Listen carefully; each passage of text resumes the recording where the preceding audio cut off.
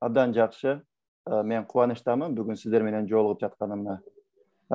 Божомол менен Данияр айткандай 1 сааттын тегерегинде интерактивдүү түрдө сиздер менен маек жүргүзөлү. Анан дагы жарым саат эгер суроолор болсо, ошол суроолорго жооп берүүгө аракет кылайын.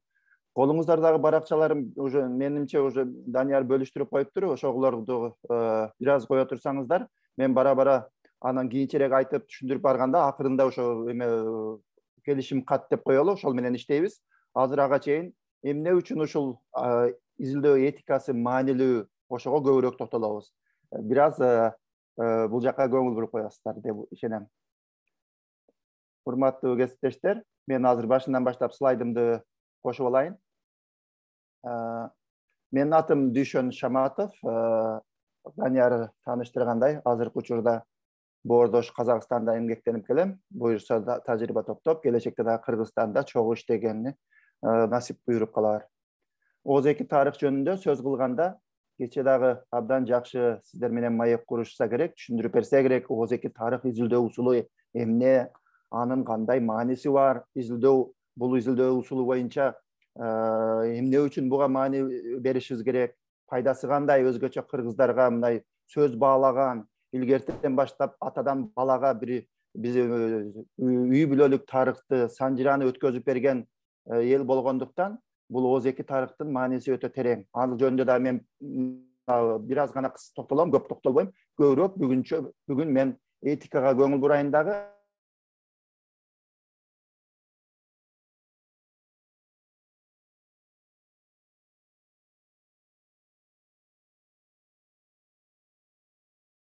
Таанышып, балким араңыздарда тааныштар болушу мүмкүн, учурашып, башкача жагдай болмок. Ошондуктан мен сиздерди алыстан көрүп турам, бир аз тааныганга аракет кылып атам, бирок жакшы көрүнбөй атат. Бүгүнкү менин планым ушундай. Башынан баштап ооз-2 тарых изилдөө усулу боюнча кыскача гана токтолом, көп сөз айтпайм, себеби мага чейин да айтылды, менден кийин да айтылат. Андан кийин бул этика, изилдөөдөгү этика маселеси эмне үчүн маанилүү? Ушул этиканын келип чыгышы боюнча тарыхы жөнүндө кыскача токтолом. Андан кийин болсо ушул изилдөө этика кодекстери эмне үчүн иштелип чыккан? Кыргызстанда ушундай барбы? Кыргызстанда жок болгон болсо, аны чогуу иштеп чыксак болбойбу деп туруп, мен өзүм пикиримди айтып өтөм. Анан кийин ошол этиканын негизги принциптери эмне? Кайсыл принциптерге көңүл бурушубуз керек изилдөө жүргүзүүдө? Аларга көңүл бурам. Андан кийинки бөлүгү болсо, ошо ооз-2 тарыхта изилдөө усулунда бул мен маалымдалган макулдук деп котордум, башкача да которсок болот. Же маалымдалган, же толук билип туруп анан макулдук берүү десек болот. Бул эми informed consent деген ушу келишим кат жөнүндө мен көбүрөөк токтолом. Анан маалыматты сиздер интервью аласыздарбы? Кантип алган маалыматты кайда сактайбыз? Ким сактайт аны? Ошонун мындай купуялуулугу кандай болот? Ошолор жөнүндө мен кеңири сиздер менен талкуу жүргүзүп, мен ойлойм ушул мен айта турган нерселер пайдалуу болот, себеби бул менимче кээде ушул өзгөчө маалыматты сактоо деген, маалыматтын ээси ким болот? Жана ошол үй бүлөнүн тарыхын мен барып маалымат маектешип алган болсом, анда келишим болдубу? Ушул маалымат мен ээси болдумбу, же үй бүлөбү? Ушул жөнүндө мен кеп козгойм. Андай эмесе уланттык, урматтуу кесиптештер. Жакшы угулду да, Данияр? Бул изилдөө тарыхы дегенде, кечирип коесуздар. ооз-2 тарыхын изилдөө дегенде, урматтуу кесиптештер, бул усулду тарыхын айтып өтсөк, мурдагы кылымдын 50-60 жылдары калыптанган бул усул. Буну бир Аллен Небис деген изилдөөчү отуруп, өзү изилдөөдөй согуштан кайткан жоокерлерден алардын кантип ошо кыйынчылык болду, кандай согушта эмне деген жабыр тартты, ошолордон маалымат топтоп атып, ушул ооз-2 тарых деген бир изилдөө усулун иштеп чыкканда, кийин анан баардыгы уланта баштады. Бирок Кыргызстанда тилекке каршы бизде кээ бир илимпоздор ооз-2 тарыхты бир жээрип келет. Ай койчу буну, жөн эле адамдарга барып сүйлөшсөң эле изилдөө болобу? Чыныгы изилдөө болуш үчүн сен мындай жазылган Кытайдын жазганы, арабтардын жазганы бир жазуу болуш керек. Ошондо бул чыныгы изилдөө болот. ооз-2 тарых деген ар ким айта берет деген дагы илимпоздор жок эмес. Аларды биз сөз кылбай эле коелу бүгүн. Бирок бул карап көрсөңүздөр, Аллен Небис айтат. Alan Nevins деген изилдөөчү айтат. Ошол бул усулду таптаган.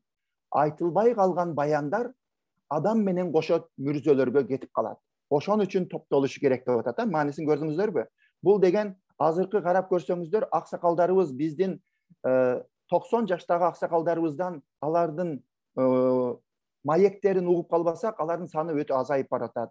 100 жаштагылар деги азбай болуп. Ошондой эле мааниде кээде үй бүлөдө отуруп алып өзүңүздөр да ойлонгон учурлар болобу? Эй, мен чоң атамдан аябай жакшы нерселерди уккан элем. Ошону мындай мен жаздырып койсом ошондой сотка болгондо жаздырып коет элем деген кээде менде деле ошондой сезим бар. Сиздерде да болсо керек дейм. Анда уланта берели.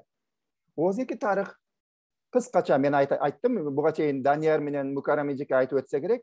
Ооз-эки тарых деген бул окуяны, бир белгилүү окуяны башынан өткөргөн, же көргөн, же уккан адамдан көбүнчө интервью жүргүзүү менен топтолгон маалымат. Ошону башка тарыхый документтер дейбизби, башка булактар менен салыштырып, ошол ооз-эки тарыхты биз мындай изилдөөгө аракет кылабыз. Ооз-эки тарыхтын негизги куралы, маалымат топтоочу куралы бул интервью. Жана андан башка ар кандай артефакттар, артефакт дегенде бул эмне дейбиз?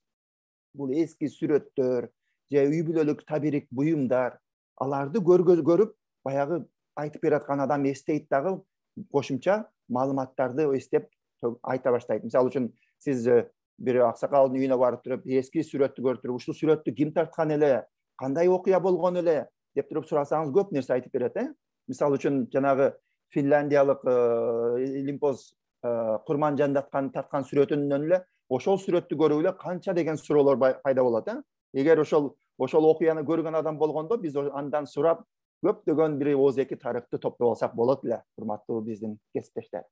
Эми ооз-эки тарых бул башка усулдарга караганда жаңы усулда, ошого байланыштуу кээ бир биздин лимпоздор буну санжыра менен, фольклор менен, легенда менен адаштыра берет да. Фольклорду деле, санжыраны деле ооз-эки тарых дей берет. Ушул жерде мен айтып кетейин. Жок, урматтуу кесиптештер, фольклор менен ооз-эки тарыхты биз аралаштырбайлы, себеби экөөнүн бир айырмасы бар. Кандай айырмасы?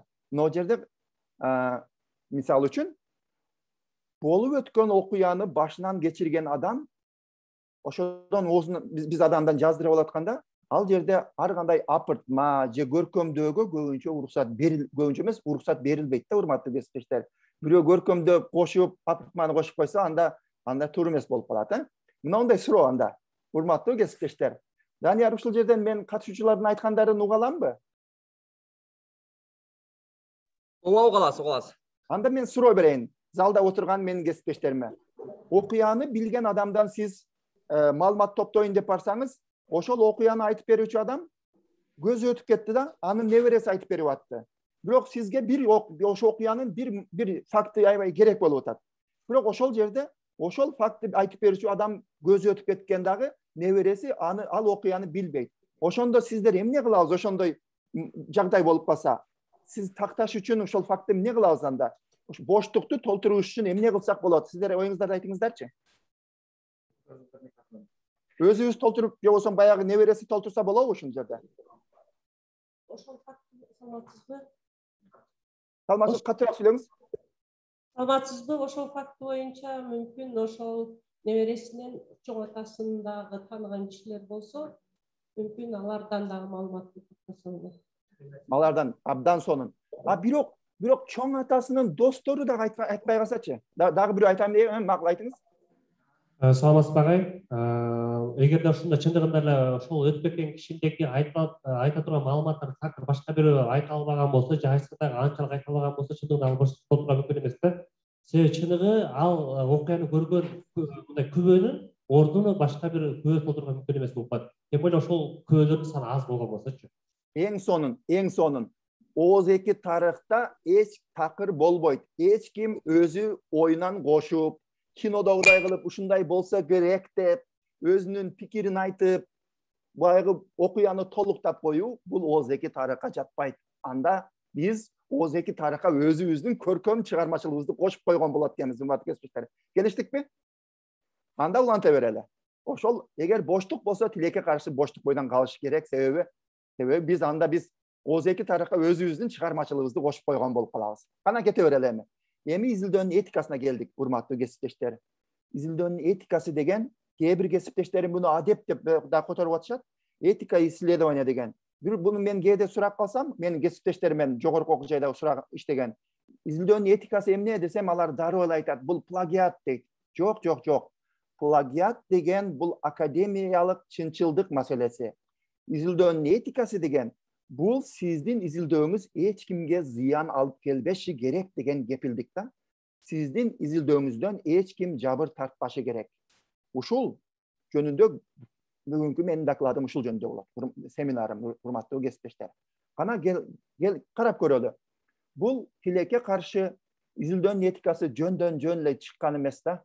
Буга бир чоң себептер болгон, тарыхый себептер. Өзгөчө биомедицина тармагынан илгери чоң изилдөөлөр жүргүзүлгөн, ал изилдөөлөр адамдын өмүрүнө зыян алып келген, же болбосо көптөгөн адамдар жабыр тартканда, ошого байланыштуу одоно бир изилдөөнүн азыркы сөз менен айтканда изилдөөнүн принциптерин бузган, изилдөө баягы адамдардын укугун бузган, же болбосо өмүрүнө зыян алып келген изилдөөлөргө байланыштуу белгилүү бир кодекстер, принциптер кабыл алынган. Кайсылар дейли? Бул мен баарын айтып өтө албайм, урматтуу кесиптештер. Болгондо мен үчөөнө гана токтолоюн, кыска. Бул үчөө тарыхта дайым көбүрөөк айтылып кетет да. Биринчиси бул Таскеги деген изилдөө. Буну кээ бирге уккандар бар экен, Данияр сурап көрүңүзчү, залдагылардан укканы бар экен, Таскеги изилдөөсү деген. Экинчиси Милграм, үчүнчүсү немистердин, нацисттик немистердин изилдөөлөрү. Булар кантип адамдын өмүрүнө зыян келтирген эмеси менен, мындай изилдөөсү менен. Залда бар экен Таскегини уккандар, Данияр? Ушул изилдөөлөр боюнча уккан билген. Жок экен? Жок экен. Жокпу? Анда эч кыжалат болбоңуздар. Мен слайдтарымда жөнөтүп коеюн, жана окуй турган материалды жөнөтүп коеюн. Кыска токтолуп кетейин. Анан бүгүнкү темага байланышканы себеби биз тарыхын билишибиз керек да. Бул одоно адамдын укугун бузган изилдөөлөрдүн эң көп айтылганы бул Таскеги деген университеттин изилдөөсү. Алар эмнени изилдеген? Алар сифилис деген оорунун мындай дарылабай койсо кесепети эмне болот? Адам бара кыйналып каза болобу? Же анын иммунитети күчтүү болуп туруп, кайра жеңип чыгабы деген изилдөө экен да. Эми медициналык жактан пайдасы бардыр.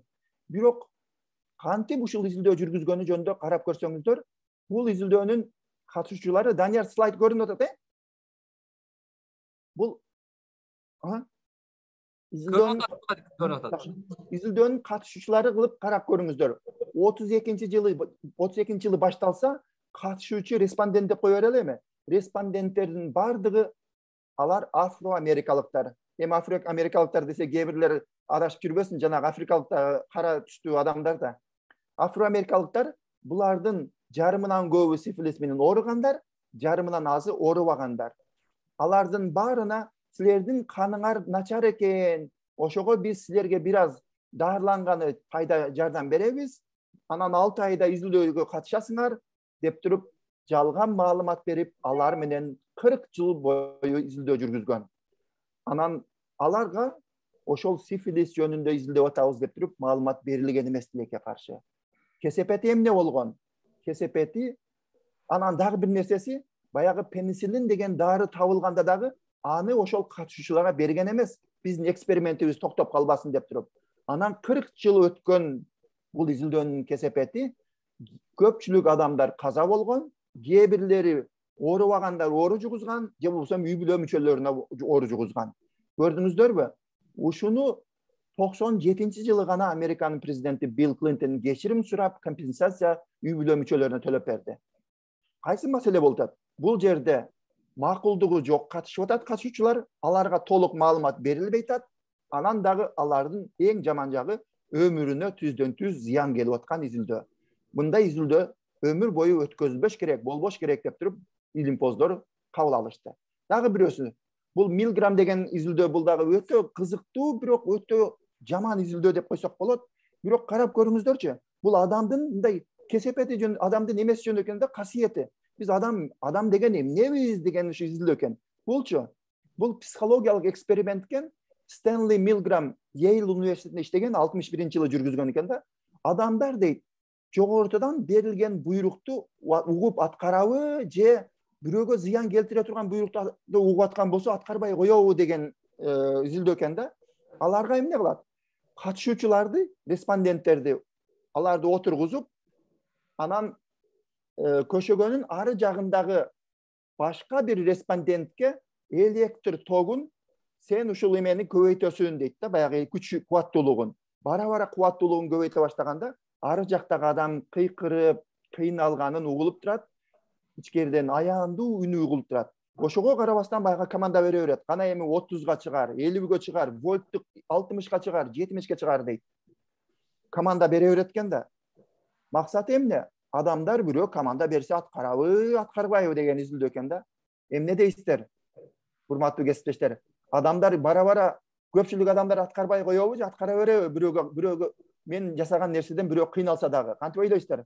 Адам жөнүндө айтыңыздарчы өзүңүздөр, урматтуу кесиптештер.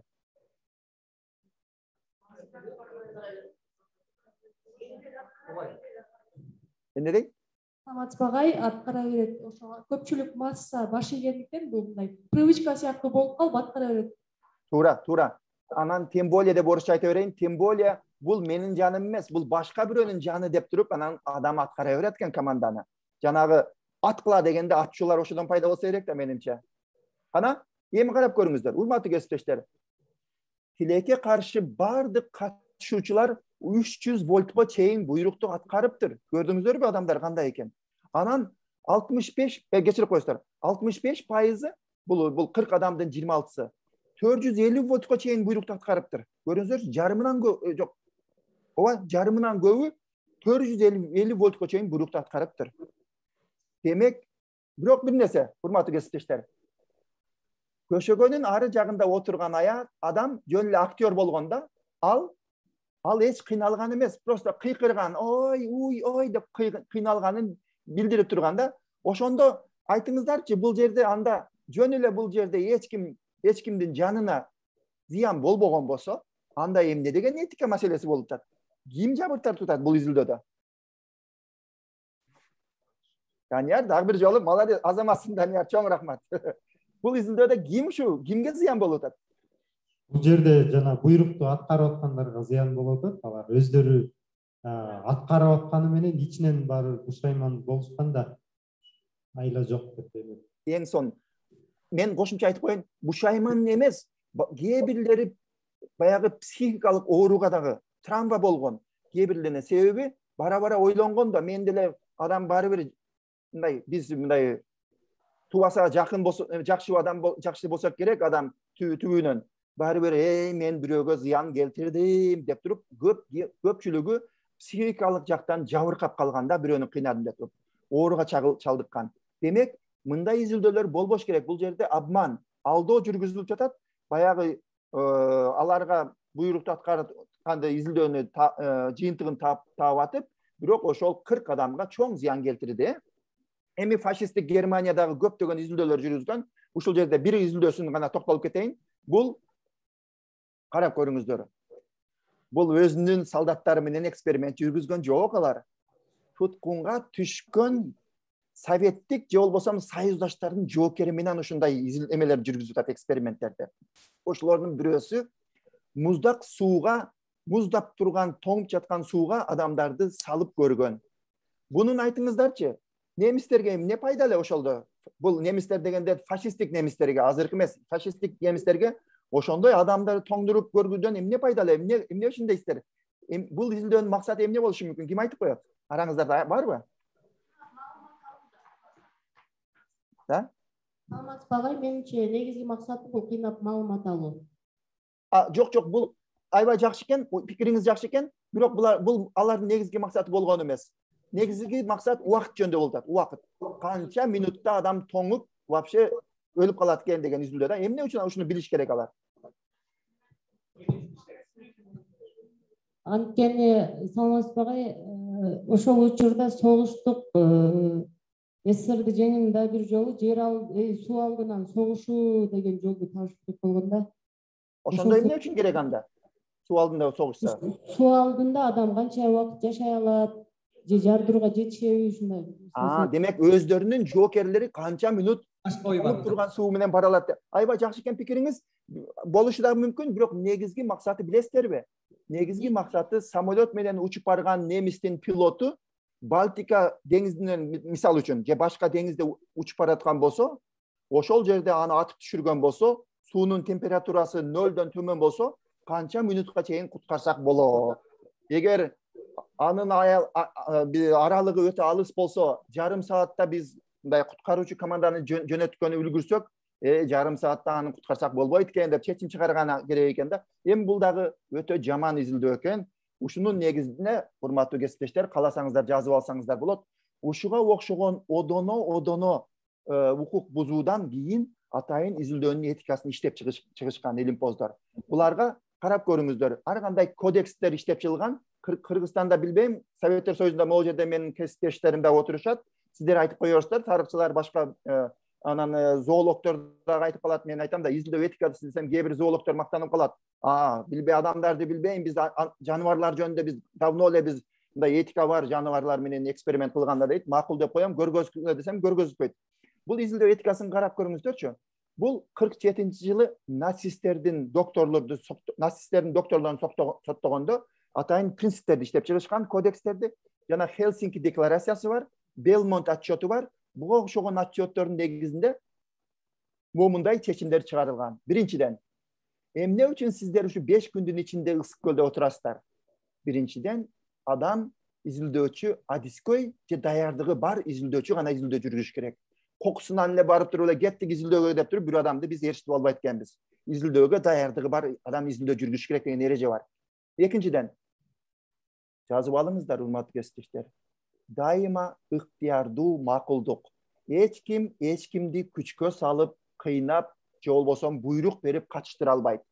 Ректор декан болсо, ой, баргыла катышкыла мынанын эмесине, экспериментине же изилдөөсүнө деп туруп буйрук бере албайт.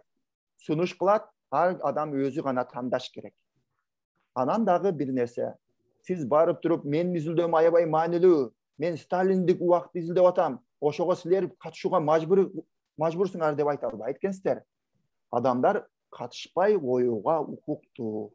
Биз алардан суранабыз, алар катышпай коюуга да укуктуу. Кийинкиси, урматтуу кесиптештер, изилдөөлөрдүн натыйжасы коомдун адам затынын бакубаттуулугу үчүн. Адам затын... Bir sekunda. Neden? Ekranınız açıp kaldı hazır. Bir sekunda. Meyli. Уланта беріңіз. Угулатабы? Уланта берсеңіз болады. Слайдыңыз көрінбей жатыр бірақ. Слайдты коштум. Данияр, угулатчы адамдар. Сілей беріңіз. Жакшы. Эми мына дагы бир принципи төмөндө турат. Адамдын өмүрүнө же ден соолугуна зыян изилдөө жүргүзбөш керек деген да принцип. Кийинкиси, ошолорго байланыштуу эч ким азап тартпашы керек. Анан сөзсүз түрдө изилдөөнүн тобокелдигин аныкташыбыз керек дегенде риск. Менин изилдөөмдөн кандай тобокел болот экен, адамдарга кандай зыян болушу мүмкүн деп туруп, эгер боло турган болсо, ошол жерин алдын ала чара коюш керек. Бул жөнүндө мен бир аз алды жакта айтып өтөм. Анан дагы муну жазып алыңыздар. Атайын изилдөөдө бир түшүнүк киргизилди. Бул аялуу катмар деген. Аялуу катмар. Жана аялуу катмарга байланыштуу минималдуу тобокелдик, минималдуулуктан көп тобокелдик деген да түшүнүктөр киргизилген да. Аялуу катмарды Данияр дагы бир жолу жардам берип коюңузчу. Аялуу катмар изилдөөдө кимдер болушу мүмкүн? Кимди биз аялуу катмар деп айтышыбыз мүмкүн? Жана изилдеп атканда эмне үчүн аларга бир башкача мамиле кылышыбыз керек экен? Залдагылардан айтабы экен бирөө жарым? Саламатсызбы? Аялуу катмар бул жан дүйнөсүндө кандайдыр бир жарат бар катмар да. Например, ата-энеси жок балдарды же башка. Эң сон. Дагы ой бар. Аялуу катмар деп мисалы үчүн коомдогу бир азчылыктар да аялуу катмарга кирип кетет. Мисалы үчүн улуттук азчылыктар же болбосо бир коом социалдык азчылыктар деген. Ооба, албетте. Алар дагы аялуу катмар. Анан бир топ дагы макул. Дагы аялуу катмар дегенибиз бул мүмкүнчүлүгү чектелген адамдарды айтсак болот. Ооба, мүмкүнчүлүгү чектелген дагы алар дагы. Эмне үчүн изилдөөдө маанилүү? Кээ бир көпчүлүк учурда аялуу катмарлар өздөрү чечим чыгара албай калат да, белгилүү себептер менен же зыян изилдөө аларга зыян да калып келиши мүмкүн көбүрөөк. Ошон үчүн аларга өтө кылдаттык менен мамиле кылабыз. Эгер мен изилдөө жүргүзүп атсам, аялуу катмарлар менин респонденттерим болсо, менин изилдөөмдү өтө көп текшерүүдөн өткөзөт комиссия. Анан кийин уруксат берет. Мен ушуларга мындай жакшы мамиле кылып, кылдаттык менен буларга эч кимиси жабыр тартпай турган жагдай түзөмбү деген. Өзү негизгилери буларга токтолуп коеюн. Башкалар дагы катмарлар бар. Негизинен жаш балдардын бардыгы аялуу катмарларга кирет. Эми 16 жаш деп койсо болот көп мамлекетте, Канадада. Бирок Кыргызстанда, Казакстанда биз мындай жаш бала деп туруп 18ге чейинкилерди айтып коет экенбиз. Мен макул болбойт элем, 16дан баштап дейт элем, себеби 17-18 жаштагы жаштар өздөрү чечим чыгара баштайт да. Мен интервью алам десем, бар апаңдан сурап келчи, мен сенден интервью алайынбы десем, 18 жаштагы эркек бала айтат да, койсоңузчу, менен эле сурай бериңизчи деши мүмкүн да. Эмне үчүн 18 же 16 дегенибиз, бул жанагы бизде адам мындай эмне деп коебуз, зрелость чоңуракка жеткени ошо 18 жаш деген үчүн биз 18 жашты кабыл алып калганбыз да. Анан билими чектелген адамдар да болушу мүмкүн. Алар түшүнбөшү мүмкүн баягы жазган каттарыбызды. Ар кандай оорулуулар, сиздер айткандай жанагы мүмкүнчүлүгү чектелгендер, буларды ошо аялуу катмар деп туруп, аларга өтө кылдаттык менен мамиле кылышыбыз керек экен изилдөө жүргүзгөндө. Эми кандай изилдөөдө этикалык текшерүү керек болот, кандай изилдөөдө керек болбошу мүмкүн? Тарыхый изилдөө өзгөчө, сиздер мисалы үчүн архивдик материал менен иштеп атсаңыздар, андай сиздин архивдеги материалды издеп атканда эч кимге зыян алып келбейсиз да. Статистикалык маалыматтар менен изилдегенде. Ал эми кайсыл учурда керек болот? Ар кандай адамдар менен эксперимент жүргүзгөндө, коомдук изилдөөлөрдү жүргүзгөндө, сурамжылоодо, интервью алганда, адамдардан маалымат топтогондо, ошондо бул сөзсүз түрдө этикалык текшерүүдөн өтүш керек. Менин суроолорум, экспериментим, сурамжылоом, маектешим эч кимге зыян алып келбейт деген кепилдикти бергенде гана мага уруксат берет да, эме атайын комиссия. Этиканын принциптери жазып алсаңыздар болот. Баягы эле принциптердин негизинде, негизги принциптер зыян келтирбөө, чынчылдык менен ачык маалымат берүү, маалымдалган макулдук алуу, бул жөнүндө көбүрөөк токтолом. Изилдөөгө уруксат алуу менен катыштыруу, чогулган маалыматтарды туура сактоо, купуялуулук жана компенсация. Компенсация деген эми мен ушинтип которуп койдум англисчеден. Компенсация деген бул сиздин изилдөөңүздөн ошол үй бүлөгө, ошол маек берген адамга кандай пайда? Айтыңыздарчы, изилдөөдөн респондентке кандай пайда болушу мүмкүн? Эсептеп бериңиздерчи, бир-экөөнү. Эмне пайда кылсак болот аларга? Бир көйгөйлөр жөнүндө изилдөө жүргүзүп атсак, ошолордун көйгөйлөрүнүн чечилиши дагы, ошолордун үнүн коомчулукка жеткирүү дагы пайда. Бул эң сонун пайда. Бирок ушул жагдайда мен студенттериме айтам, бирок өтө чоң убада бербеңиз, биздин депутаттарга окшоп. Барып туруп, мектебиңер курулду эппи? Мен барып сүйлөшүп келем, кийинки жылы мектеп куруп берем деп изилдөөчү убада бербей, бирок сиз алардын маселесин көтөрүп атасыз да. Ошону чечүүгө кандайдыр бир даражада жардам беришиңиз мүмкүн, бирок көп убада бербейт экенбиз. Дагы кандай пайда болушу мүмкүн? Компенсация болушу мүмкүн экен. Андан башка?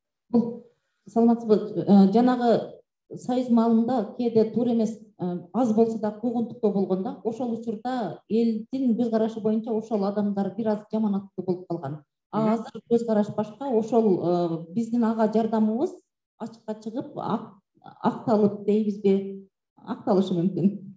Демек сиз озеки тарыхты изилдөө менен ошол адамдын мындай бекеринен караланган, күнөөлөнгөн адамдын мындай өзүнүн окуясын айтып берип, анын өзүнүн мындай атындагы тазаланышына жардам берип атасыз. Абдан жакшы. Азамат, дагы кандай пайда болушу мүмкүн? Саламатсызбы? Дагы ошол көпчүлүк ошол көйгөй боюнча, ошол маселе боюнча чындыкты билет да. Ооба. Биз коомчулукка жеткизип атабыз. Ооба. Коомчулукка ошол маселени чындык кылып көргөзүп атабыз. Эң сону. Урматтуу кесиптештер, тыйым берип койсок болобу респондентке? Жок, ооба. Тыйым берсек.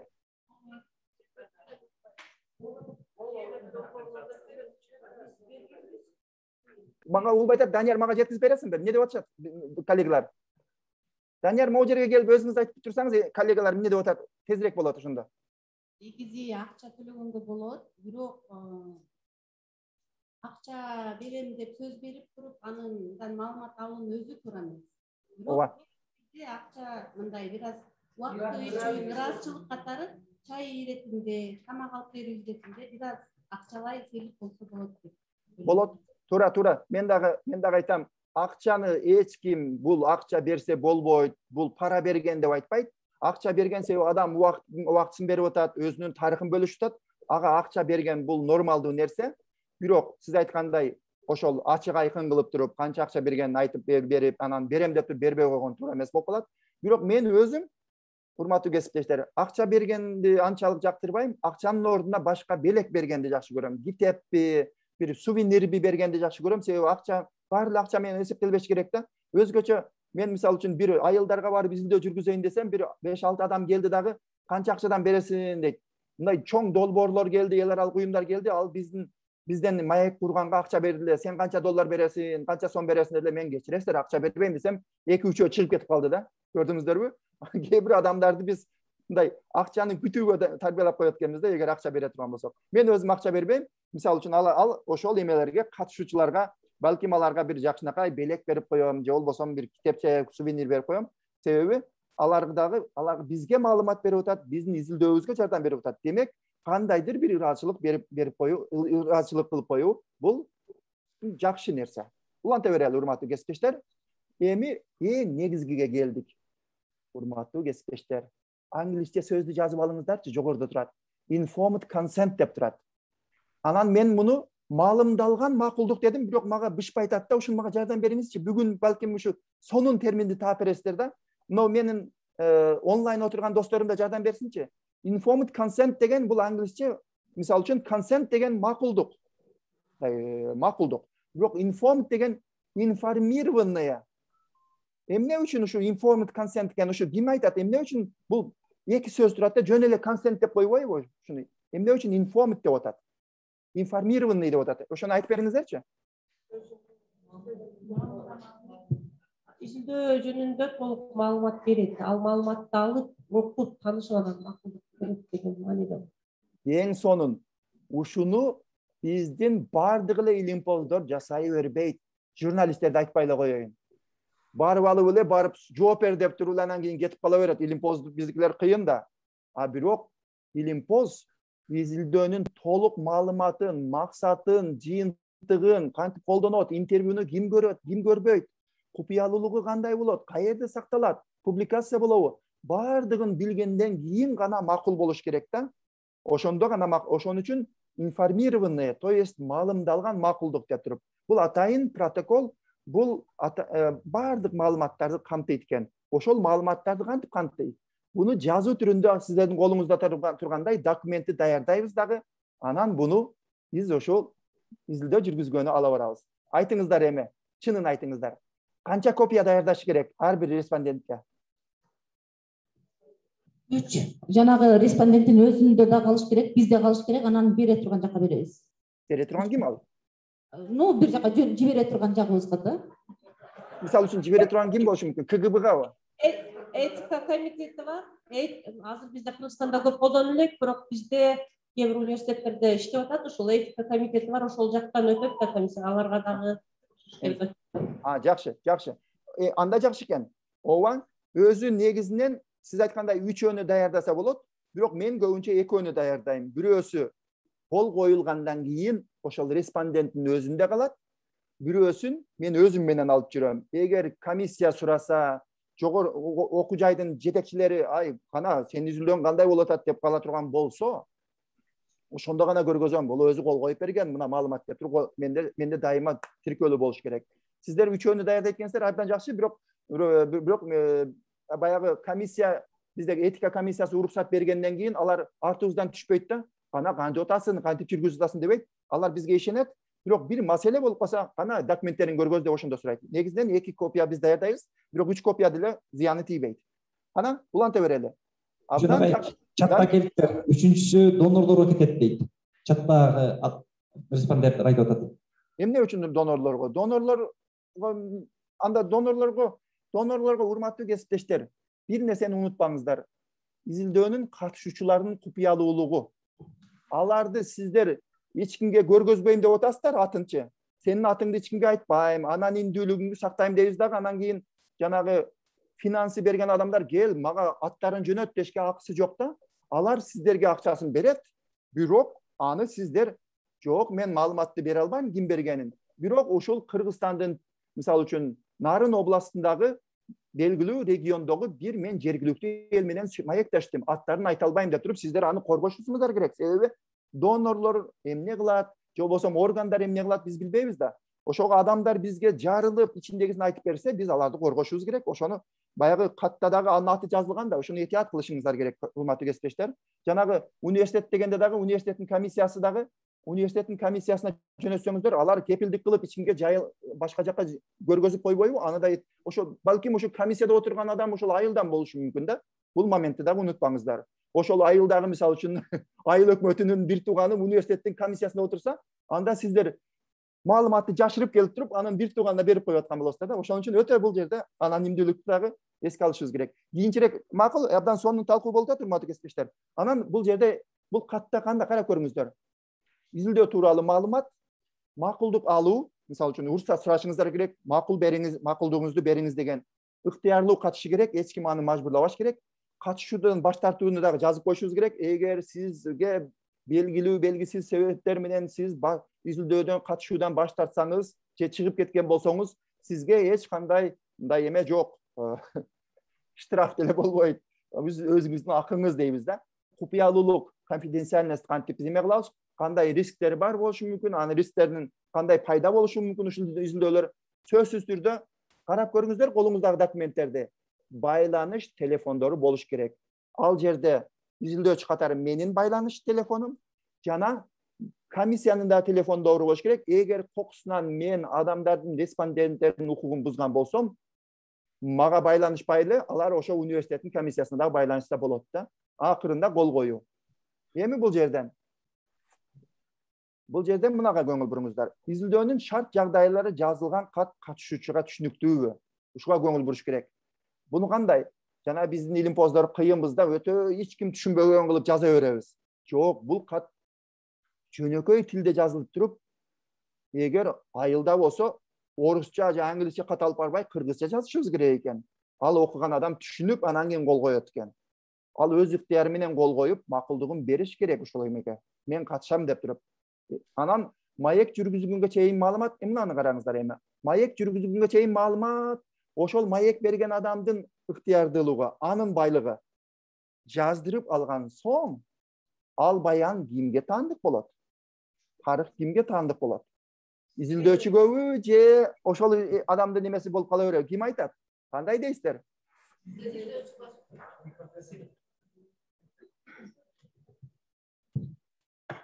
Болду, мен изилдөөчүмүн деп айта бериң. Изилдөөчүгө таандык болот, бирок жанакы биз жогоруда бери айтып атпайбызбы, этикет боюнчачы, макулдугу боюнча. Эгерде макулдугун алган болсо, купуялуулук сактаган болсо, ошондо гана ошол эрежеден чыкпастан колдоно алат да.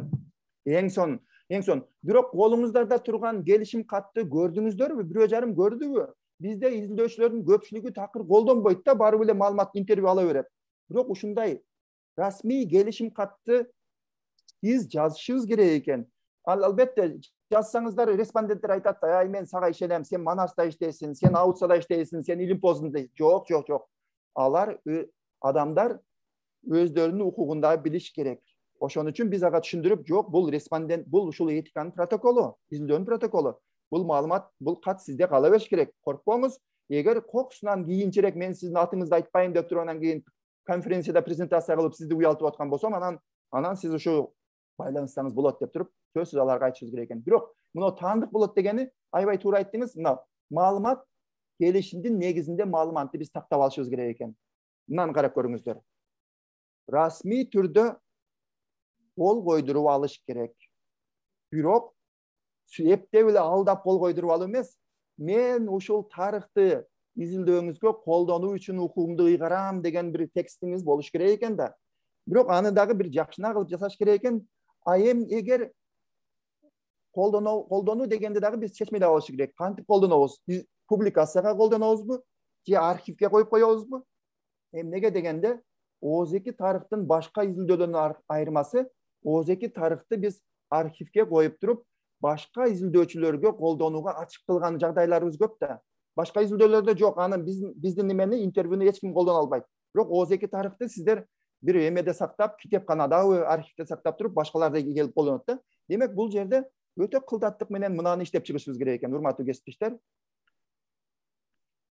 ооз-2 тарых изилдөөчүлөрү катышуучуларга алардын сөздөрү, маеги, тарыхы кандайча колдоно турганы жөнүндө толук маалымат берет. Ошентип изилдөөнү сактайт дагы, маалымдалган макулдук баракчасына кол коюп, интервью, аудио, видео формасында архивде, китепканада тапшырылат. Мен абдан сүйүнүп атам, ушул жерде бизде китепканачылар да отурат экен, Данияр. Китепканачыларга да.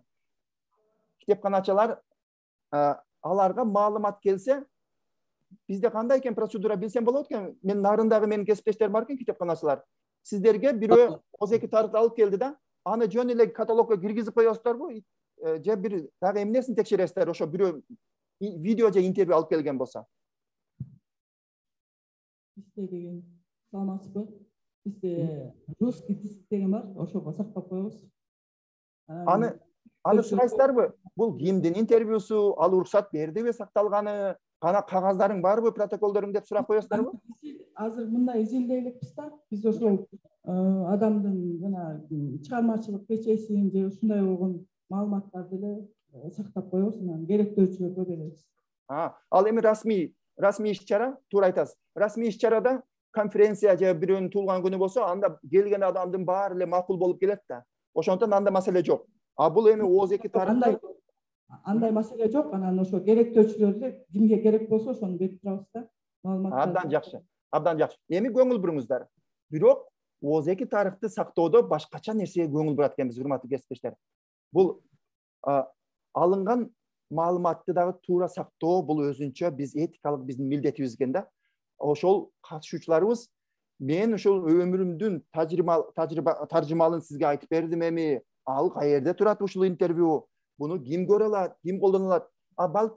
Балким мен айткан нерсенин кээ бирлери өтө кооптуу болсочу, менин үй бүлөмө же кээ бир адамдарга кооптуу болсо, анда эмне кылам, урматтуу кесиптештер?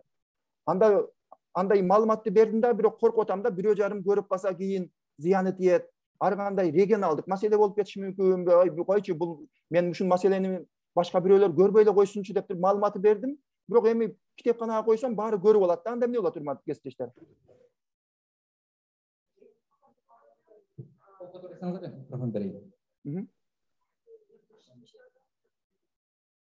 Кандай дейт?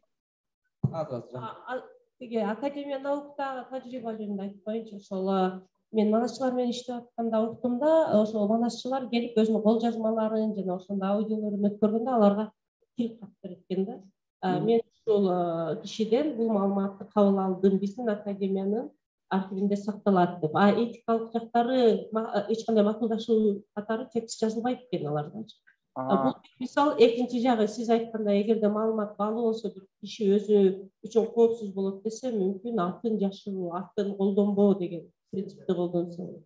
Ооба, өзгөчө сезимтал топик болсо, мисалы үчүн, билбейм, Ош окуясы, же болбосо Кыргызстан менен Россиянын мамилеси, ушуга окшогон өтө мындай кооптуу тема болсо, айтып койсо, анан адам кийин ал адам өзү аны көргөн адам ага каршы бир жооптуу бир иш болуп кеткен турган болсо, анда биз илимпоздор жоопкерчилик сезип туруп, маалыматтын ар кандай сакталыш жолдору бар экен.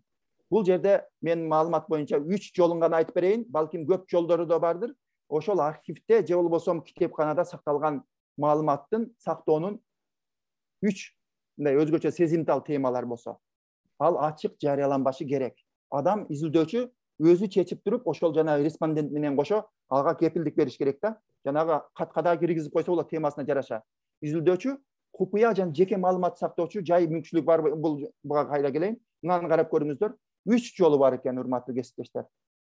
Бирөөсү жазып алсаңыздар болот. Бул эч кандай эч кимге зыяны тийбейт, кооптуу тема жок, жалпыга ачык.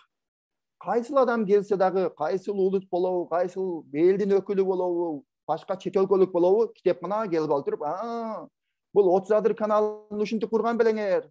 Жакшы экен, ошондо адамдар курган турбайбы, кетме менен курган турбайбы деп туруп, аны адамдар келип алып, ооз-2 тарыхты көрүп, угуп кетсе болот.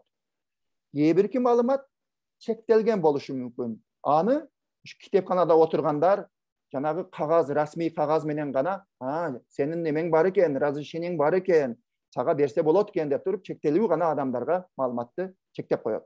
Анан үчүнчүсү өтө мындай купуя тема болсо, кандай тема болушу мүмкүн? Мамлекетибиздин коопсуздугуна таасир тийгизүүчү бир маалымат боло турган болсо, аны ошол китепкана, архив толук жашыруун сакташ керек. Аны биз өзүбүздүн мамлекеттин жараны катары дагы мындай билишибиз керек экен да. Бул жашыруун маалымат деп туруп изилдөөчү катары. Демек 3 категорияга бөлүнөт экен. Ушул жөнүндө кыскача айтып өтөйүн. Бул жалпыга ачык, бул баягы каттан үзүндү бул. Жалпыга ачык катта эгер мындай катка баягы informed consent letterга мен мындай маалымат киришим мүмкүн да. Мен ушул илимий долбоордун мүчөлөрү тарабынан мен берген интервьюну каражаттарды ар кандай кылып таркатууга мен макулдук берем, уруксат берем. Толук же жарым жартылай ушуну колдоно бергиле. Ал кайсы базада болсо да, ушул китепканада же болбосо Манас университетинин китепканасында же Улуттук академиянын архивинде китепканасында сактала берсин. Мен эч кандай маселем жок деп туруп кол коюп берет экен да. Бул жалпыга ачык.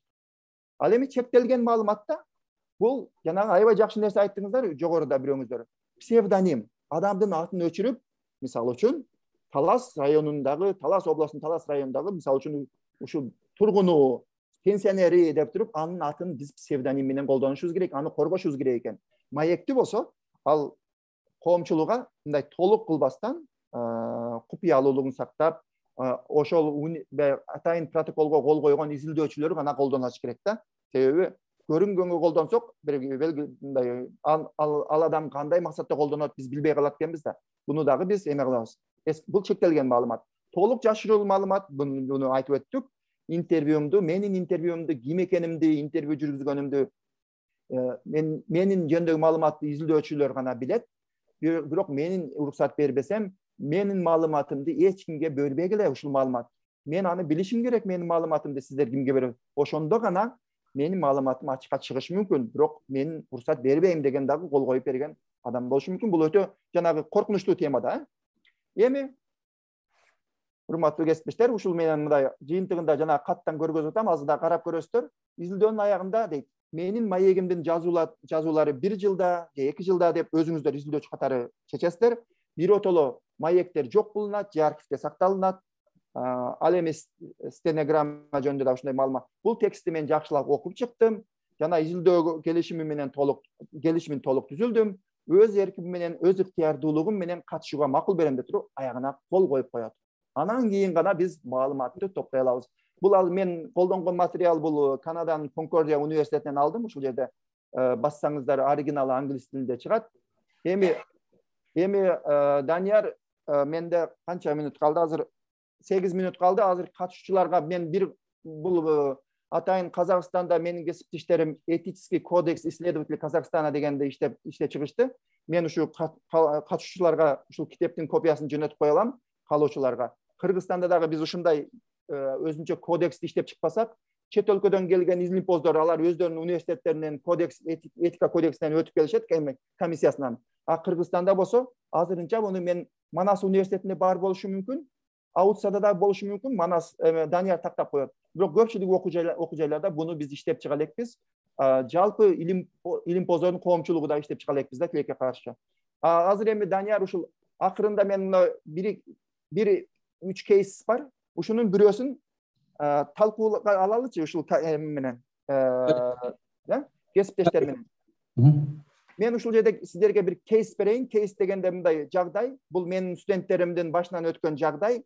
Ушуну карап көрөсүздөр дагы, бул жерде кандай этика маселеси бузулган, жана сиз илимпоз катары ушул маселени кантип чечет элеңиздер, ушуну мага айтып бересиздер. Мына жерде этиканын кайсы принципи бузулган дегенде, балким макулдук алган жокпу, же катышуучуга зыян келип атабы, же анонимдүүлүк менен купуялуулук маселелери чечилбей атабы, ушуга окшогондун бирөөсүн тандап айтасыздар.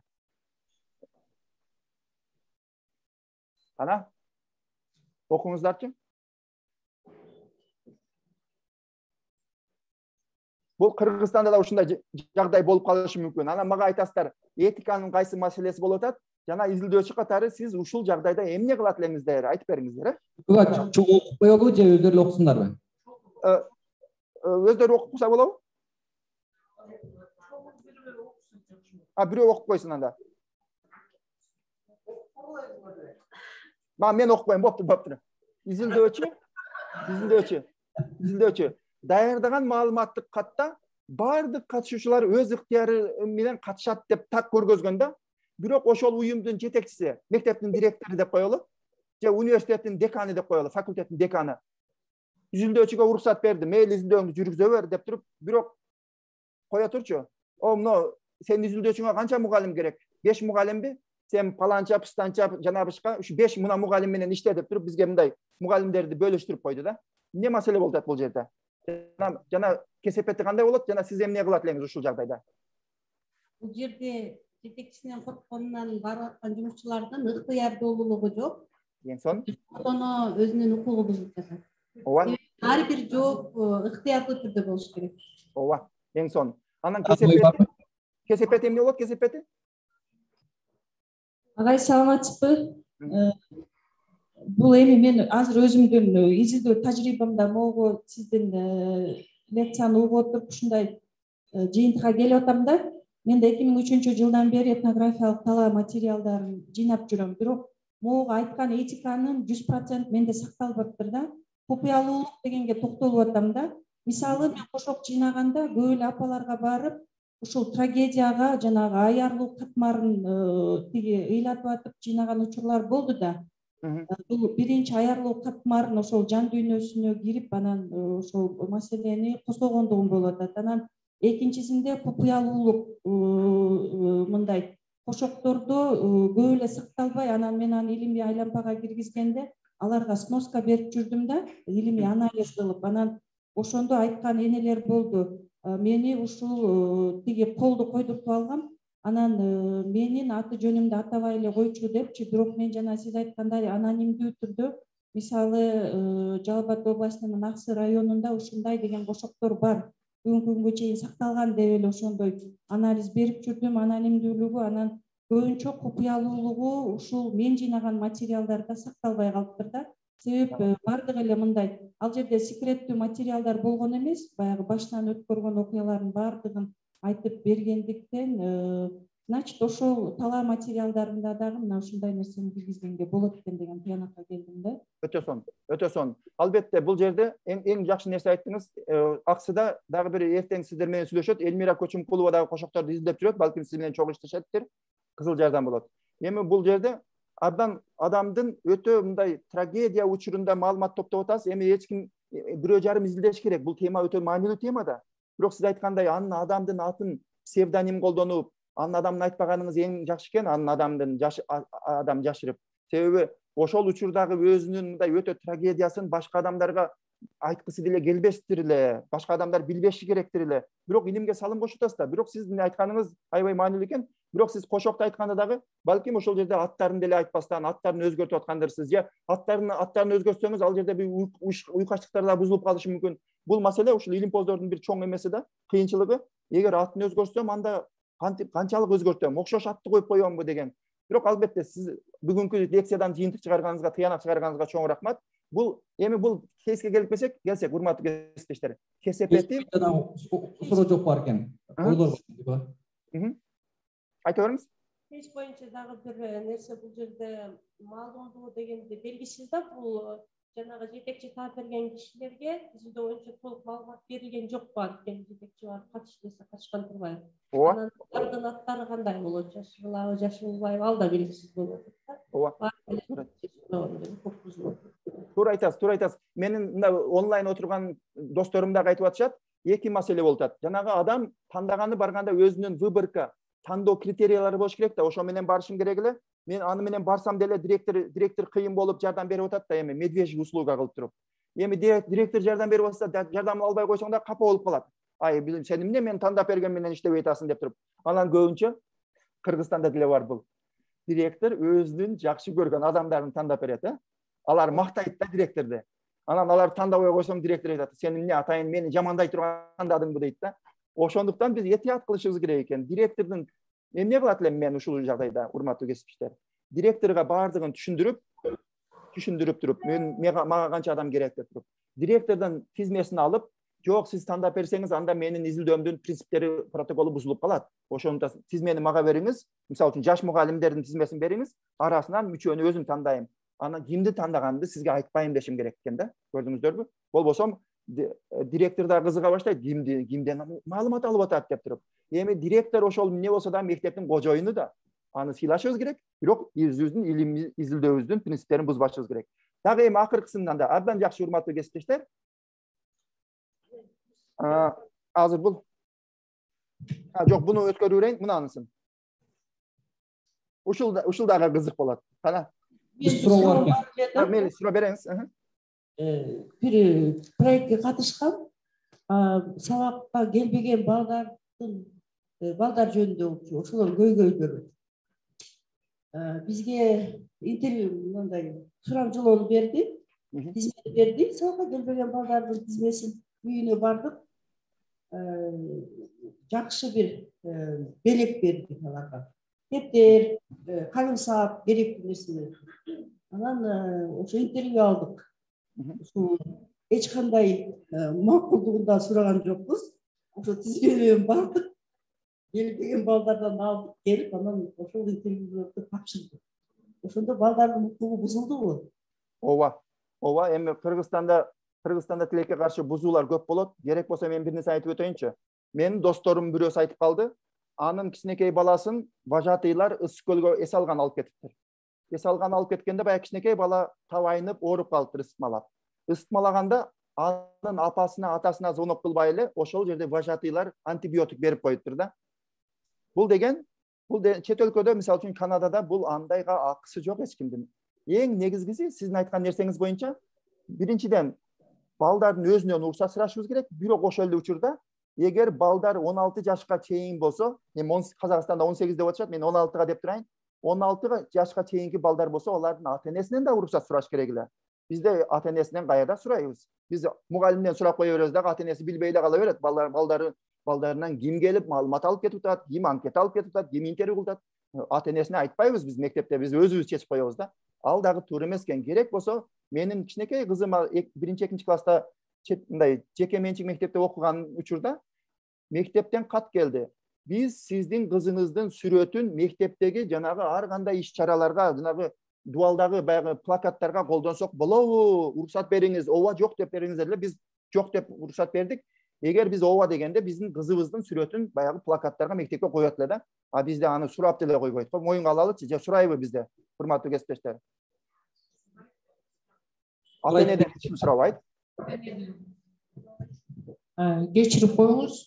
Мындай маселеде ар бир мектепте мугалимдер дагы мектепте жүргөндө окуучуга жооптуу болуп саналат. 100%.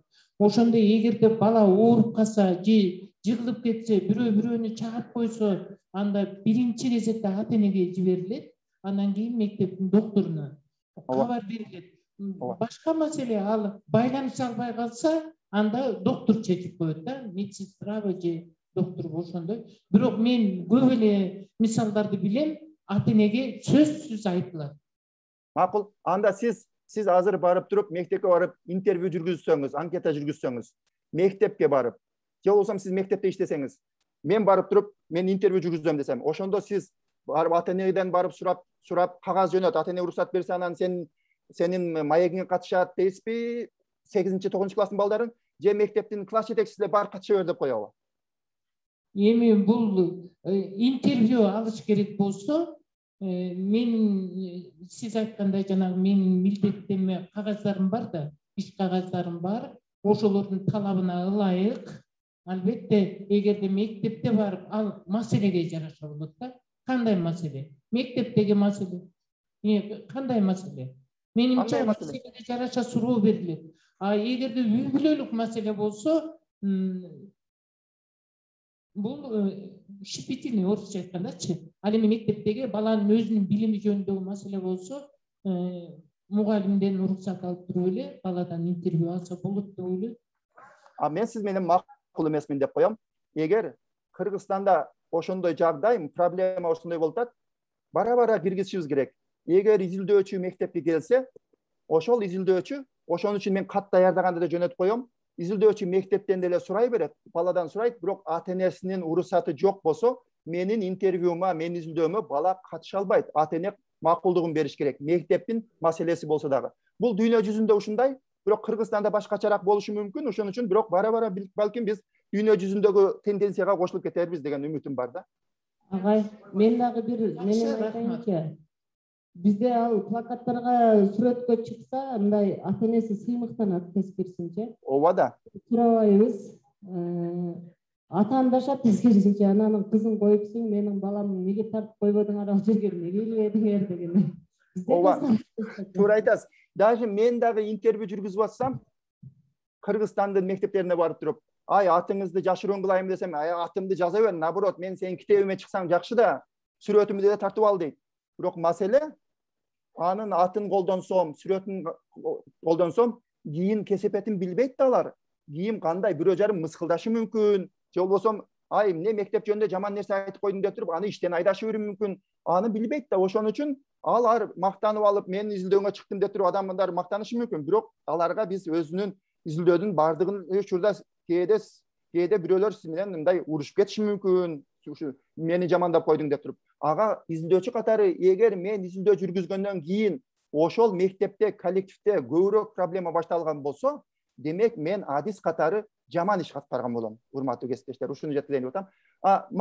Акыркысын айтып коеюн мейли. Анан буну дагы талкуулап, анан мен суроо жооп кылабыз. Мен дагы 5 мүнөт убакыт өткөзөйүн ушуга. Анан 20 мүнөт талкуулайбыз. 20 мүнөт. Буну караңыздар. Сиз мисалы үчүн интервью алып жатканда катышуучулар менен аябай ынак болуп калдыңыз да. Алар көп маалымат беришти. Үй бүлөсү жөнүндө, кошуналары жөнүндө, айыл жөнүндө баардык маалыматтарды берип койду, туугандары жөнүндө, жетекчилери жөнүндө. Бирок эртеси келди дагы, ай кече кичине гуашчы айтып коюпмун да. Кече ачылып, чачылып, аябай көп нерсе айтып коюпмун. Ошого менин интервьюмду колдонбой эле койчу деп суранып келди. Сиздер эмне кыласыздар? Айтыңыздар эми. Бул жерде эң биринчи кезекте ошол инсандын эмесин анонимдүүлүгүн сакташ керек деп ойлойм. Анткени ал ошол жерде айтып жаткан нерсесин балким сизге изилдөөчү катары сиз анын жад дүйнөсүнө кирдиңиз да, андан ошондой маалыматтарды угуп жатасыз. Анан сөзсүз түрдө ошол инсандын анонимдүүлүгү сакталыш керек да. Анткени эгерде ошол жерде суранса, ошондой кесип кал десе, же атын өзгөрт десе, же атын атабай эле кой, же кайсы мектеп жөнүндө сөз болду десе, анда ошол жерди кыскартыш керек да, менин оюмча. Эң сон. Ошону айтсам деле баягы, ой, интервьюмду колдонбочу, мен кече өтө ашыкча нерселерди айтып койдуммун, колдонбо деп атат да. Эмне кыласыз эми? Сиздин иш аракетиңиз кандай болот? Не дейсиз?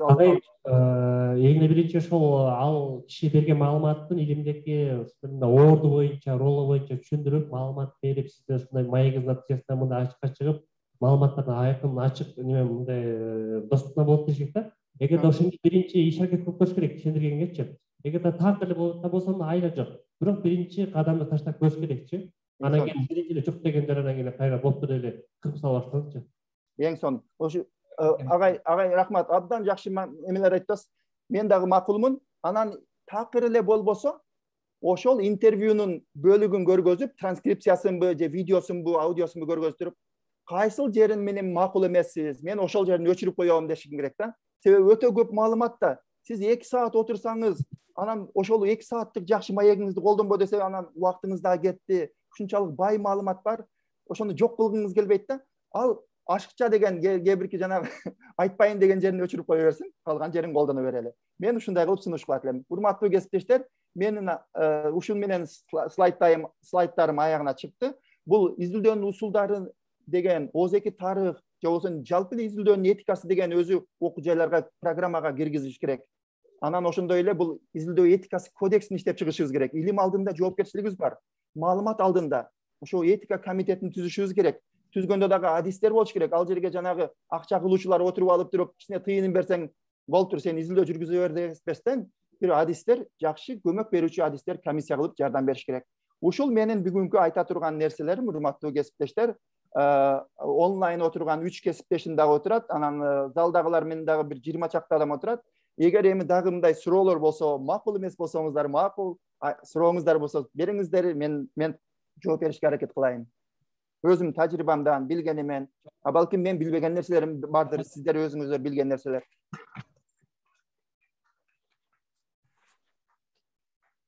келиңиздер, анда бизде 20 мүнөттөй убактыбыз бар.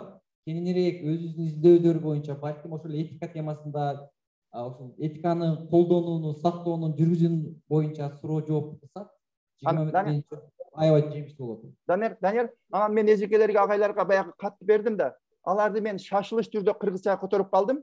Ошон үчүн каталары болушу мүмкүн. Сиздер азыр бул агайдын, кыйынсаган агайдын мына же каталарын 20 катасын таптым дебей, мынтип жөн эле өзүңүздөр оңдогон мүлгү катары көрүп коюңуздар. Болбосо бизде Кыргызстанда эме го, жанагы орус тилди жана окончаниядан адашсаң эле, ой, бунун эч нерсе билбей турбайбы деп эртең Facebookка коюп койбогула. Бул сиздерге пайда болсун деп эле материал жөнөтүп койдум. Муну карап көрүп туруп, өзүңүздөр оңдоп аласыздар деген үмүттөмүн. Ушундай кылып, ушундай кат болсо, мен суроо берейинчи, сиздерге ушундай кат болсо пайда болобу эле?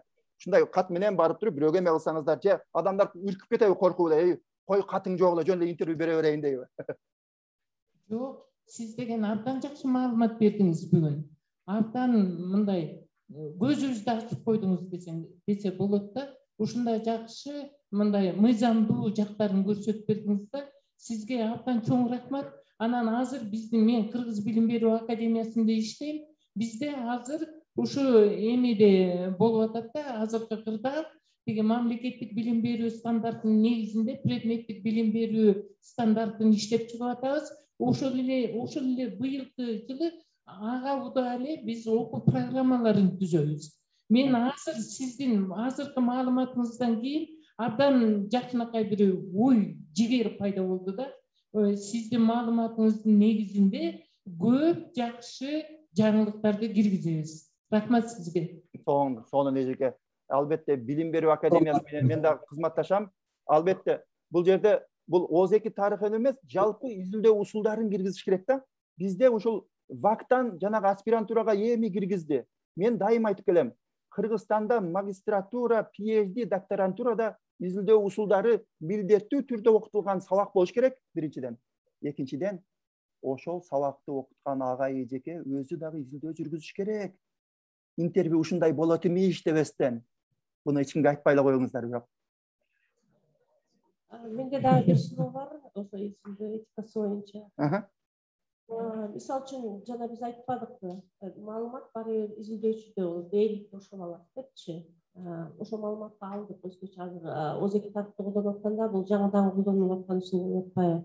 Анан бизде тажрыйбаны өнүктүрүш керек экен, ал жагы түшүнүктүү, бирок маалыматты жыйнап келдик. Ал менде бар. Мен аны өзүм китепканама өткөрөйүн деп атам да. Анан китепканага өткөрүлгөндөн кийин ал менин менчигимдеби же китепкананын менчигинде? Ошол жагындагы эме деп айта элек. Мисалы үчүн жанагы ОЗЭК тарых боюнча топтолгон видеолор жана аудиолор жөнүндө сөз болуп атат да. Бул өтө кызык суроо экен. Мен эгер китепканага алып келген болсом, менде туура эмес жооп болуп калышы мүмкүн. Өтө жакшы суроо экен. Бул өтө олуттуу суроо эжеке.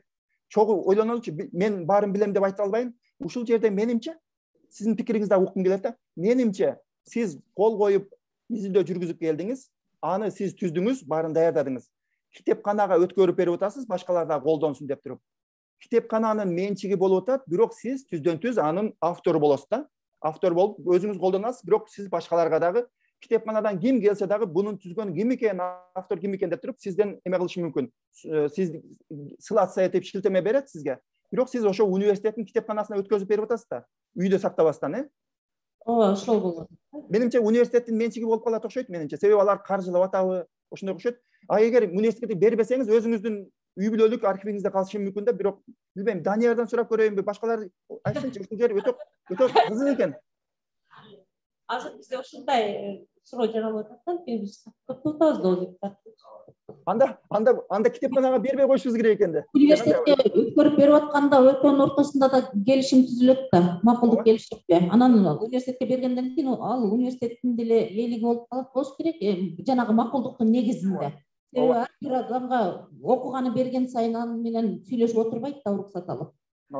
Туура, бирок эжеке, жанагы каттарды өзгөчө китепканачы эжекелер кийинкиден колго алып койсок, жанагы бир интервью, ОЗЭКтин интервьюн атканда, ай, бул баягы кепилдик кат барбы, келишим кат барбы? Ушул жерде сактаганга макул деп өзү ошол адам айтты беле. Же айтпай эле сен ушул жака алып келип атасыңбы деген нерсени. Себеби кийин баягы таарынычтар, соттошуулары болбош керек да.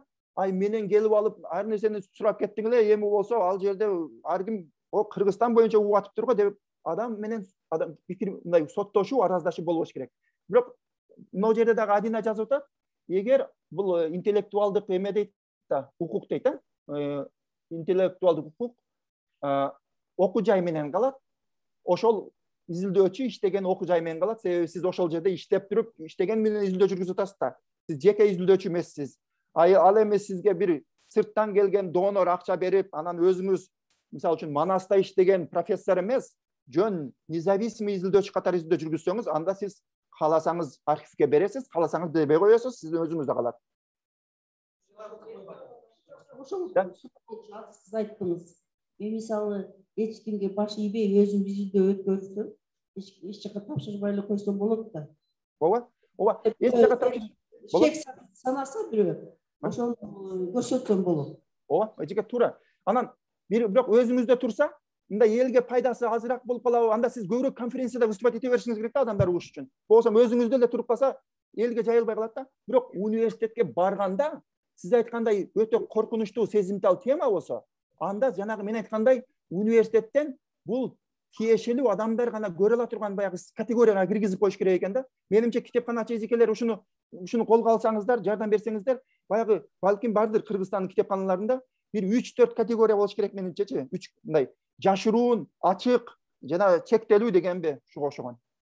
Агай, агай, биз деген китепканада иштеген үчүн айтып берейин да. Бизге деген мындай өздөрүнүн ата тегин иликтеген китептерди алып келишет да бизге. Ооба. Подарка катары беришет, биздин фондко кирет ал дегенчи. Дарить этилди деп туруп, биз фондко оформление кылабыз да, биздин фондко баланча китеп бар. Ооба. Анан ал эмне үчүн ошол өзүнүн ата тегин изилдеген китепти элге жайытабы деп китепканага берет да. Анан катып кой деп бербейт да. Жакшы, жакшы. Жакшы. Уксун, кайсы уруудан экенимдин баарын билсин деп туруп берет да китепканагачы. А биз антип албайбыз да, биз ошо жайылтуучу катары биз ошону фондко өзүбүз кириштип алабыз дагы элге жайылтабыз да. Абдан жакшы экен. Бирок эжеке бир суроо анда. Эми бирөө жарым ошонун өзүнүн үй бүлө тарыхын, уруусун, санжырасын алып келди дейли да. Китепканага берип атат. Эми ошол үй бүлөнүн санжырасы менен оз эки тарыхтын бир аз айырмасы бар да. Эмнеге дегенде, азыр эми кыргыздар биз кыйын калкпыз да. Азыр сиздердин урууңуздарды айтсам, ушул жерде 20 адам бир хандын тукумунан чыгасыздар да. Баарыңыздар эле хандан болуп каласыздар. Баарыңыздар эле бир ыйык болуп каласыздар да. Ошон үчүн башкаларга караганда сиздердин урууңуздар, тобуңуздар эң кыйын болуп калат да. Ошону балким китепканага коюп койсок, ай кой, ал жерде жалган маалымат экен, өзүнүн эле уруусун даңазалап коюпту дейт да. Анда биз ошол ичара уруулардын бир араздашуусуна жол коюп койбойбузбу, урматтуу кесиптештер? Менде ушундай суроо да. Жооп бар экендик буга. Саламатсызбы? Мен ойлойм да, бул жанагы түзүп аткан кичинекей ошо купуя сырды атпайсызбы? Ошону мен өзүм айылдагы тарыхчы мугалим катары айылдагы жергиликтүү калктардын баягы укум тукумдарында жет атаңды билесиң деп балдардан сурап келгенде, кээ бир бала өздөрүнүн аталарын айткан маалда, кээ бир балдар айтканда биздин үйдө мондай китеп бар дейт да, ошол китепте атамдар мындай санжыра түзүп койгон дейт да. Ошо санжыраны мисалы ар бир үй бүлө өзүнүн келечекте муундарына, урпактарына деп түзөт да. Анын үчүн ошол адам алып барып элдин алдына көпчүлүккө алып барып бериш керек. Мен ойлойм да, бул жана купуя сакталган жанагы маалымат деп ойлойм да. Неберелерине өзүнүн урпактарына сактала турган. Анын абдетинде сөзсүз эле китепканага бериштин эле мүмкүнчүлүгү жок дейм да. Мен ошондой эле түшүндүм да, себеби сабак учурунда сураганда ар бир бала өзүнүн ата тегин айтып беришет. Менин атам мынча болгон экен депчи. Анан дегенден кийин ошол бир эле окуучу ушундай маалыматты айтты да, биздин үйдө ушундай бар депчи. Аны мен аны сурап дагы мен аны балдарга жарыя кыла албайм да, мисалчы. Ошондой болот да. Балким эжеке башкаларга да бир аз пайдасы тийип калышы мүмкүн да, үй бүлөлөр сактала берсечи. Анда эч ким окубай калат да. Анан башка китепканага коюп койсоңуз, бул уруу менен биз тууган турбайбызбы? Булар дагы ушул бул жактан көчүп келген турбайбы? Мисалы үчүн деп туруп, ушул балким кызык болотпу алардын тарыхы. Албетте мен айтам да, алардын купуялуулугу бар, бирок булардан дагы кичинекей элге дагы айылдаштарга пайдасы бар экен деген да маселе болушу мүмкүнбү? Дагы Данияр Башка ой сунуштар бар. Да. Бул чындап эле абдан орчундуу маселе болуп атат. Мукарам эжеке айткандан кийин мен да ойлонуп калдым. ушундай нерсе менин башыман да өткөн да. Мен ошол материалдарды өз алдымча эле жүргүзүп келип анан бир канча жыл бою менин үй бүлөлүк архивимде катылып турду агай булчу. Анан бардык ишимди жасап бүткөндөн кийин мен ойлоно баштадым. Кошокчулардын райондор, айылдар боюнча альбомун түзүп чыккам да, слайддарды жасап, аудио, видео дисктерди публикация кылып, анан карасам ошол илимий конференцияларды эле өзүмдү реклама кылат экем дагы, анан ошондой тар эле чөйрөнү көрөт экем. Анан могу 3 жылдан баштап ойлонуп, бардыгын библиотека, музейлерге өткөрүп бердим договордун негизинде. Жалал Абад мамлекеттик университетинин музейинде, архивде, ошол областтык музейлерде бар менин иштерим. Анан ал жерде деген договор менен кабыл алышты. Менин бардыгына илимий иш болгон үчүн доступный койдум да. Анан изилдөөчүлөр, ал жерде менин телефон номерлерим, почталарым бар. Изилдөөчүлөр мага звонить этип, чоң ыраазычылык билдирсе, эми чындап эле мындай элдерге пайдам тийип атыптыр, жакшы иш жасалыптыр деген ушундай бир илимий чөйрөдө болот экен да. Анан азыркы өткөн усулдар боюнча эми жанагы этностор аралык жана башка мамилелер болгондо ал купуялуулук сакталып, анан жанагы редки фонд жана башка фонддорго киргизилиш керек го. Анан изилдеген бардык эле тиги илимий иштерди башка илимий изилдөөчүлөргө дагы мүмкүнчүлүк түзүп, менин жеке пикирим өткөрүп бериш керек деп ойлойм да. Ооба, эми сонун только эме да, эгер башка изилдөөчүлөр дагы аны көрө ала турган болсо, анда биз респонденттерге дагы ушуну кат-кат түшүндүрүп беришибиз керек. Мен өзүм катып жүрбөйм, мен китепканага коюп койсом, кийин башка адамдар да келип колдоно алат дегенде баягы респонденттер суроого жооп берип атканда эме кылыш керек экен да. Эң сонун айттыңыздар. Анан жанагы жооп бар. Суроо бар экен, суроо бар. Мейли. Агай, мисалы биз диссертация изилдөө жүргүзүп жатканда, ОЗЭКи тарых сыяктуу биз маалымат алдык эл өзүнөн. Анан ошол эле кезде ошол эле маалымат архивдик булактарда бар да, экөө окшоштугу бар. Ошондо биз колдонгондо кайсы бирин биринчи булак катары колдонсок болот? Эми сиздин изилдөөңүзгө жараша да. Сиздин изилдөөңүз максаты ОЗЭКи тарых болсо, сиз ОЗЭКи адамдардын оозунан жаздырып алган баянды негизги эме методология кылып аласыз дагы. Ал эми бир сөз бар, жазып алсаңыз болот, триангуляция. Триангуляция деген triangulation. Ошол тарыхый жазуу тарыхый материал менен сиз салыштырып, аны биз сиздин өзүңүздүн изилдөөңүздүн чынчылдыкка жакындыгын, достоверностун салыштырып аласыз да. Мен чындап эле, мисалы үчүн 40-жылдары ушул каналды курган турбайбы?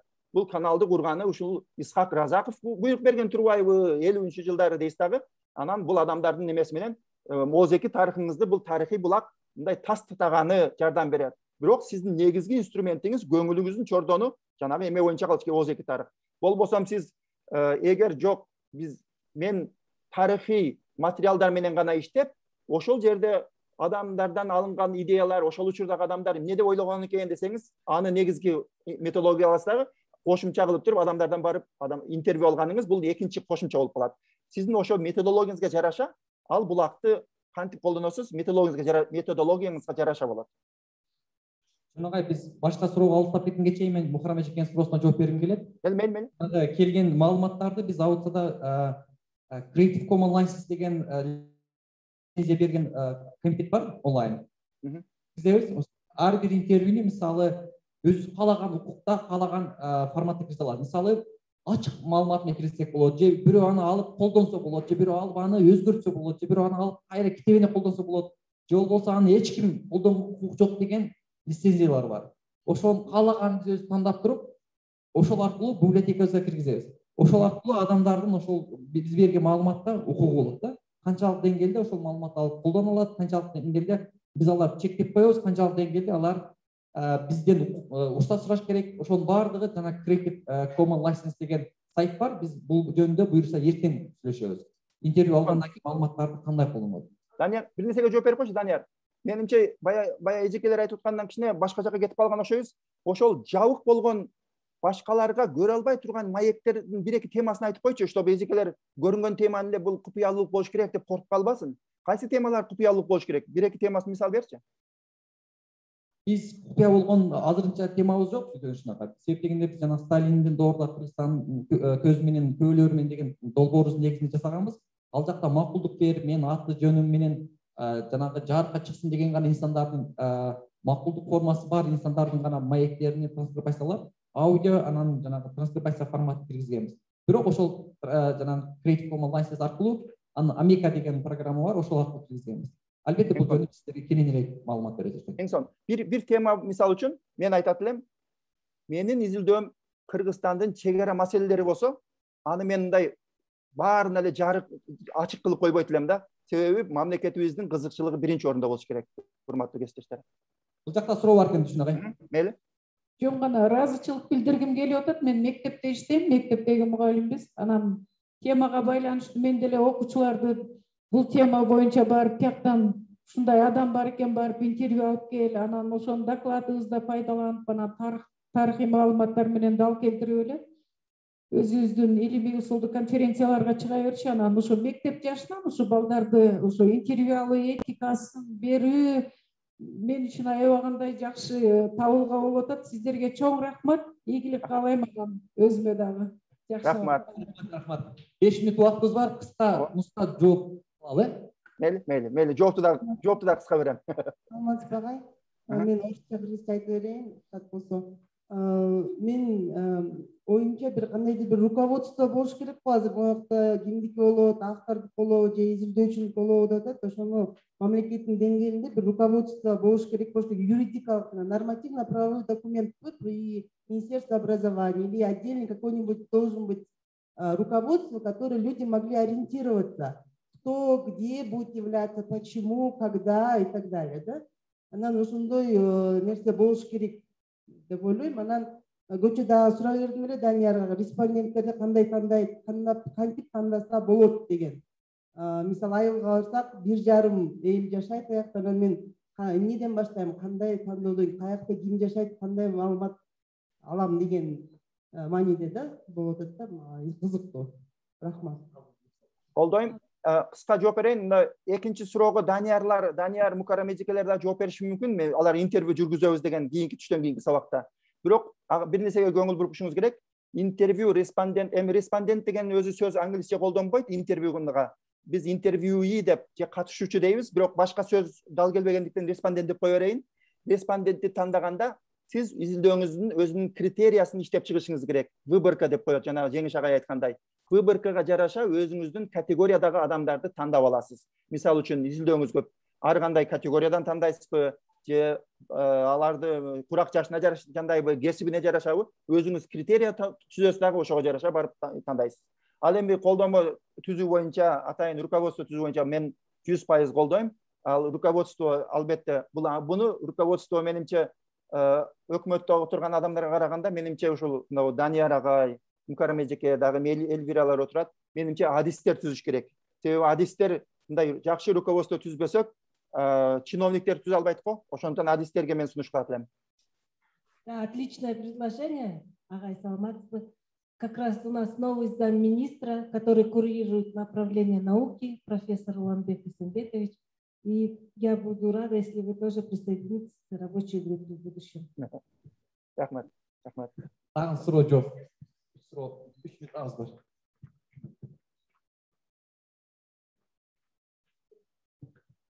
Саламатсызбы агай, дагы бир жолу менде мындай суроо да, жана сиз башында айтып кеткенде ушул нерсе кечээде менде суроо бойдон калганда, ушул сиз айтасызбы, Озеки тарых менен жана фольклордун жана санжырагын айырмасы бар деп, жана ошол катары эле мен ойлонуп атам да, ошол манасчылардын, дастанчылардын, төкмөчүлөрдүн, жамакчы кошокчуларда дагы ошол Озеки тарых менен кандай байланыштары барбы же жокпу?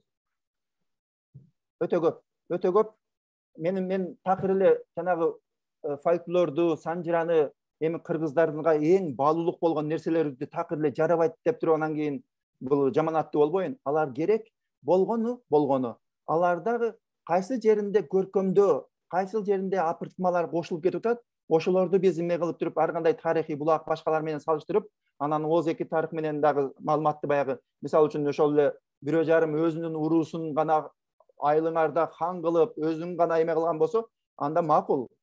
Ана текширели деп туруп тарыхый булактар менен текшерип эме кылбасак, себеби бул мен башында айткандай, фольклордагы гиперболалар көп, өзүңүз жакшы билесиз, апыртмалар бар. Эми бул Озеки тарыхта апыртмаларга жол бербесек, анда такыр колдонбой коелубу? Жок, ал жерде өтө кызыктуу. Ошол эле Манаста кандай деген кызыктуу тарыхый маалыматтар турат. аны колдонушубуз керек.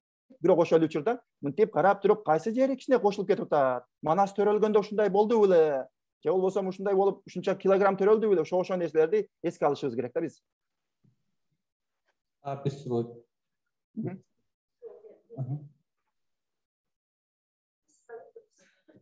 Sizge kayrilsa bolobу? Макул. Мен макул. Аярдан жинап. Мейли. Дагы bir суроо алсак болот. 1 минут калыптыр.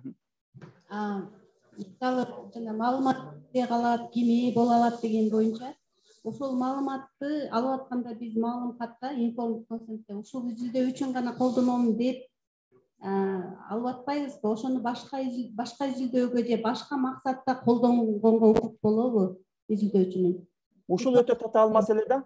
Кээ бирде эми озеки тарыхта биз озеки тарыхтын эмеси жагдайы башкачараак да. Балким ушу катты башкачараак түзүшүбүз керек да. Катта ушул менин изилдөөмө жана ошондой эле архивде сакталып кийинки изилдөөчүлөргө колдонууга уруксат бериңиз деп туруп кошумча сүйлөмдү кошуп койсоңуздар. Себеби мен көбүнчө озеки тарых эмес башка изилдөөр менен жүргүзгөндө биз мен маалыматымды эч кимге бербейм да. Ал эми озеки тарыхта биз атайын буну китепканага коюп атабыз да. Ошого сиз ошо баягы катышуучуга берүүчү респондентке берүүчү сүйлөмдү кошуп койсоңуз, сиз бул менин өзүмдүн изилдөөмө керек дейм. Ошондой эле учурда келечекте изилдөөчүлөр ушуну колдоно алсын, уруксат макулдугуңузду бериңиз деп сурап кошуп коюшубуз керек. Мен ушундай деп ойлойт элем. Анда эмесе ушунага сизге биз терең ыраазычылык билдиребиз. Өзүмдүн жеке атымдан жалпы семинардын катышуучуларына бул баардык аябай чоң ачылыш болду. Көзүбүздүн булактын көзүн ачкандай деген эжекелер сүйүнүп кубанып отурат. Мектептерде, университеттерде буюрса ушул мааны колдонуп, анан азыркы ошол руководство же болбосо жолдомо түзөлү деген сунушту бүгүнкү семинардын жыйынтыгында резолюция кабыл алып, жалпы эле бул жерде академия науктан отурат, министерствонун мугалимдерден, университеттерден аспиранттар отурат.